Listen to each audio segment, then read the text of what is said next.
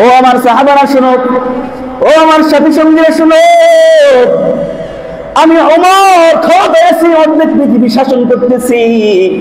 আমি আমার ক্ষমতা থাকা অবস্থায় একটা প্রাণীও যদি, একটা কুকুরও যদি না খেয়ে মারা যায়, বিনা কারণে মারা যায়, আল্লাহর কাছে আমি ওমরের জবাবদাহি দিতে হবে। দেখেন ওদের চিন্তা ভাবনা আর আমাদের চিন্তা ভাবনা, ওরাও তো মুসলমান, আমরাও তো মুসলমান, ওরা যে কালিমা পড়ছে আমরা ওই কালিমা পড়ছি।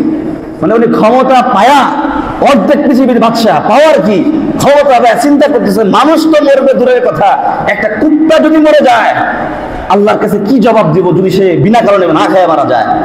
আর ক্ষমতায় এখনো গেলাম না, নির্বাচন এখনো হইল না, ক্ষমতায় পাইলাম না, এখনই পাথর দিয়া মানুষ হত্যা করলাম।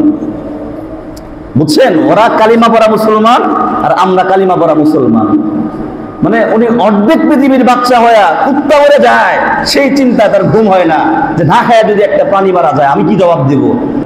মূল জায়গা থেকে যারা দায়িত্বশীল আছে, তারা সমাজে, এই সমাজের যারা দায়িত্ব আছে, মুরব্বী যারা আছে, তারা সবসময় কঠোর থাকবেন যে আমাদের সমাজে কোনো সন্তান, কোনো ছেলে মেয়েরা যেন বাটপারি না করে, দুর্নীতি না করে, গাঞ্জা না খায়, মদ না খায়, ইয়াবা না খায়। আপনারা যারা দায়িত্বশীল আছেন আপনাদেরকে আল্লাহ রাব্বুল আলামিন ভরসাই করবেন যদি আপনারা তদারকি না করেন।